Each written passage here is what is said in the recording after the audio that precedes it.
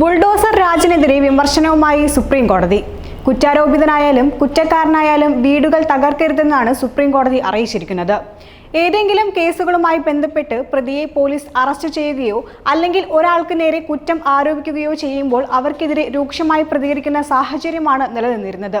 ഇത്തരത്തിൽ കുറ്റാരോപണ വിധേയനായ വ്യക്തിയുടെ വീട് തകർക്കുന്ന സാഹചര്യവും നിലനിന്നിരുന്നു. ഇത്തരത്തിലുള്ള ബുൾഡോസർ രാജിനെതിരെ പ്രതികരിച്ചിരിക്കുകയാണ് സുപ്രീം കോടതി. നിലവിൽ ഉത്തരേന്ത്യൻ സംസ്ഥാനങ്ങളിലാണ് ബുൾഡോസർ രാജ് നിലനിൽക്കുന്നത്.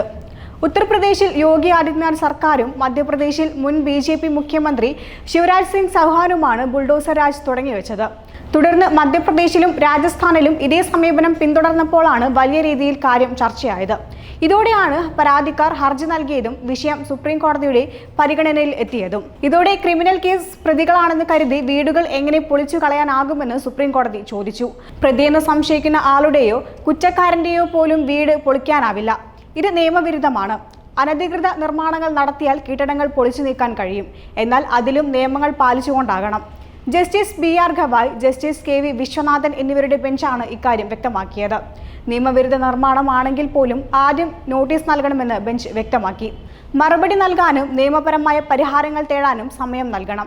ഇക്കാര്യത്തിൽ മാർഗനിർദ്ദേശം പുറത്തിറക്കുമെന്നും കോടതി വ്യക്തമാക്കിയിരിക്കുകയാണ്. ഇത്തരം പൊളിക്കലിന് കൃത്യമായ നടപടിക്രമങ്ങൾ വേണമെന്നും അനധികൃത നിർമ്മാണങ്ങളെ ഒരു തരത്തിലും സംരക്ഷിക്കില്ലെന്നും കോടതി വ്യക്തമാക്കി. പൊതുഗതാഗതത്തെയും മറ്റും തടസ്സപ്പെടുത്തുന്ന ഒരു നിയമവിരുദ്ധ നിർമ്മാണവും പിന്തുണയ്ക്കില്ലെന്നും ബെഞ്ച് വിശദമാക്കി. രാജ്യവ്യാപകമായി ബുൾഡോസർ രാജ് നടപടികൾ നിർത്തലാക്കണമെന്നാവശ്യപ്പെട്ടുകൊണ്ടുള്ള ഹർജിയാണ് സുപ്രീം കോടതിയുടെ രൂക്ഷ വിമർശനം ഉയർന്നത്. പ്രതികൾക്കുള്ള ശിക്ഷ നൽകുന്നതിന്റെ ഭാഗമായി ഒരു കുടുംബത്തെ ഇല്ലാതാക്കുന്ന പ്രവണതയാണ് ഇതിലൂടെ വന്നത്. ഒരു കുടുംബത്തെ മൊത്തത്തിൽ ശിക്ഷിക്കുന്ന നിലപാട് ശരിയല്ല എന്ന മേൽനോട്ടത്തിലാണ് കോടതി. എന്തായാലും കേന്ദ്ര സംസ്ഥാന സർക്കാരുകൾക്കുള്ള അടിയായി മാറിയിരിക്കുകയാണിത്. രാജ്യത്തെ വിവിധ സംസ്ഥാനങ്ങളിലെ വിവിധ സർക്കാരുകൾ നടപ്പിലാക്കുന്ന ബുൾഡോസർ രാജിൽ ചോദ്യമുന്നയിച്ച സുപ്രീം കോടതിയുടെ നിലപാടിനെ അഭിനന്ദിച്ച് രാഹുൽ ഗാന്ധി രംഗത്തെത്തി.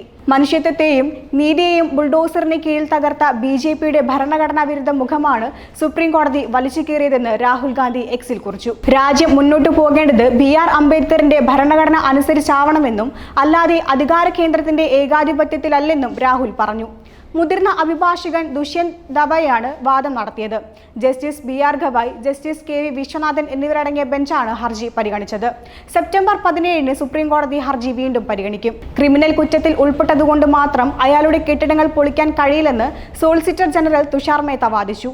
നിർമ്മാണം നിയമവിരുദ്ധമാണെങ്കിൽ മാത്രമേ പൊളിക്കൽ പാടുള്ളൂ എന്നതാണ് കേന്ദ്ര സർക്കാരിന്റെ നിലപാട് മേത്ത അറിയിച്ചു. എന്നാൽ ചിലർ വിഷയം കോടതിക്ക് മുന്നിൽ തെറ്റായി അവതരിപ്പിക്കുകയാണെന്നും അദ്ദേഹം വാദിച്ചു.